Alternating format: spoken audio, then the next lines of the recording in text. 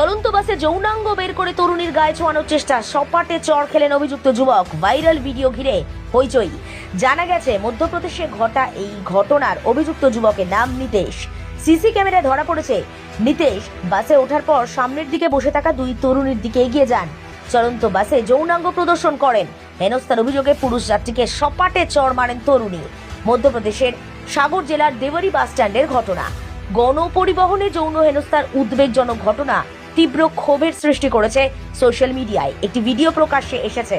দেখা যাচ্ছে তরুণী যুবককে ক্রমাগত মারছেন। ওই যুবক অন্য যাত্রীদের সামনেই নিজের যৌনাঙ্গ দেখিয়ে তরুণীকে যৌন হেনস্থা করার চেষ্টা করছিলেন। ভিডিও সত্যতা আমরা যাচাই করিনি। জানা গেছে ওই যুবক বাসে ওঠার পর থেকেই এই কাণ্ড করছিলেন। তরুণীর খুব কাছে গিয়ে প্যান্টের জিপ খুলে গোপনাঙ্গ দিয়ে তরুণীর কাঁধে স্পর্শ করানোর চেষ্টা করেন।